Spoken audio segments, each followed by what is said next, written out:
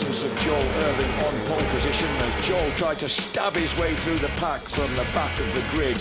It was Jordan Weaving who led the way, and a good start early on from Jason Murray. He scored his first podium at Oulton Park and was looking for another one, but there were some early fallers, a little bit of dampness on the track. The first person to go down was the young lady Georgina Polden, and she was followed by number 6 Taz Taylor, who dropped the FPW Lloyton Honda at the hairpin. Joe Irving was making rapid progress through the pack. He got the better of James Hobson, a front row qualifier on his KTM. And then he stormed after California New Ride and just managed to drop beneath him into the hairpin.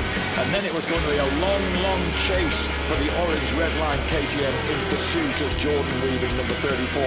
They are the championship leaders. In fact, those 3 guys are the championship leaders. And in amongst the back markers, things got fairly hectic in the closing stages for Jordan Weaving and Joe Irving. Finally, Joe made a huge effort at 20 miles an hour faster than ever before into the hairpin.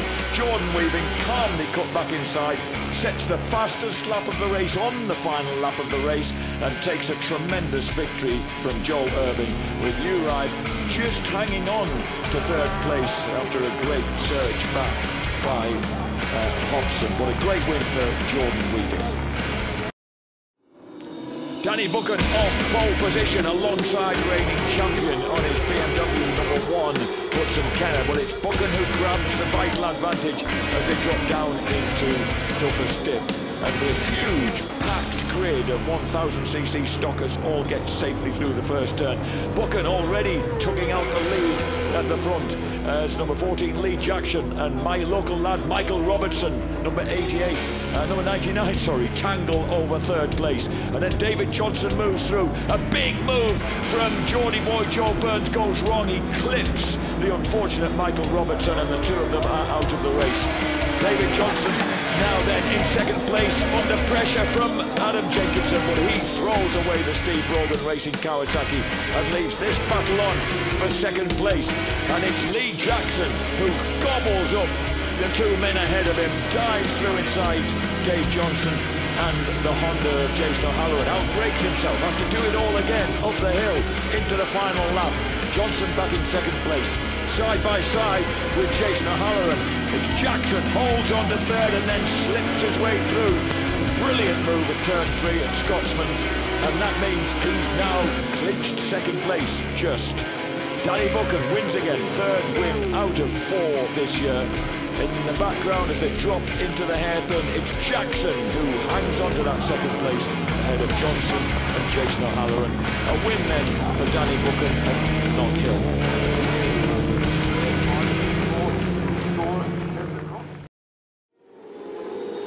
Pirelli National Superstock 600 Championship Knockhill, and the usual blistering start from Andy Reid on the FFX Yamaha from pole position as he drops down into Duffus Dip. He has the advantage over Joel Collier as Taz McKenzie cuts through inside James Lodge into 3rd place and then outbreaks Collier into the hairpin and moves that conspicuous blue and yellow WD-40 Kawasaki through to 2nd. We then have a terrific battle ensues between 2 of the young men of the pack, number 97 on the yellow Yamaha Kyle Ride and Andrew Reid. And then a big crash for Mason Law on the Trick Motorbike. He throws it away big style out of the race. Kyle Ride moves up, gets the better of Andrew Irwin and then passes number 7 James Lodge once again on the brakes as Irwin runs wide into the newly resurfaced hairpin. And then we have another faller back down the track. A new hairpin catching riders out in this race.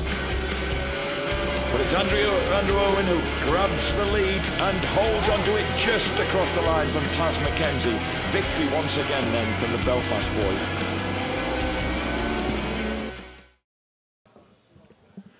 Great start by Dennis Hobbs from the outside of the front row of the grid.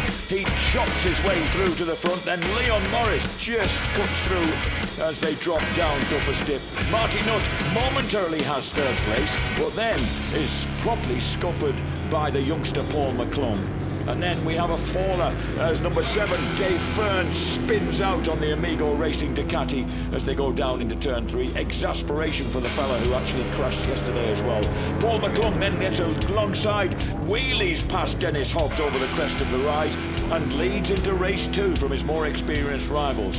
Hobbs retaliates into the newly reshaped hairpin, runs a little too deep, and the lighter, smaller figure of McClung, number 149 on the Ducati UK bike, the wild card, retakes the advantage as they come over the hill.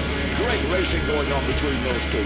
32-year-old Dennis Hobbs, vastly experienced former bronze medalist in British Supersport, retakes the lead with the dive into the hairpin, with Leon Morris still there in 3rd place.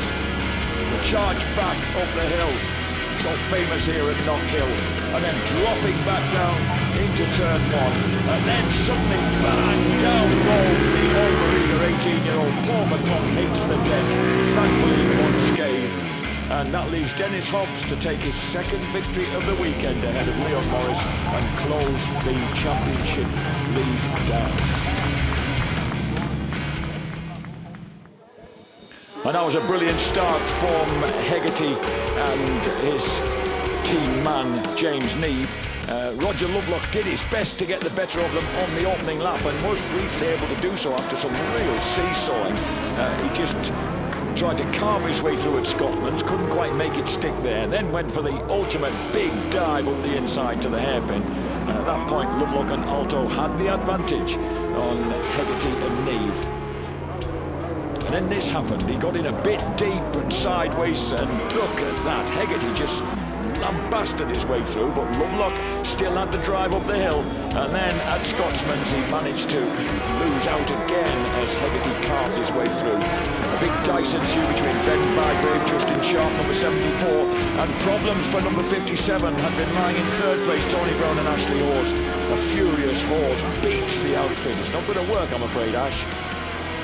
Number 33 though, the championship leaders Sean Hegarty and James Neve on the Sean Hegarty Limited LCR Suzuki, looking really in control of this race all the way through. Didn't get pushed by Lovelock this time as they were yesterday, and took yet another win in the series. Lovelock a distant 2nd, but a brilliant charge through the pack by Andy Peach landed 4th place. Landed 3rd place.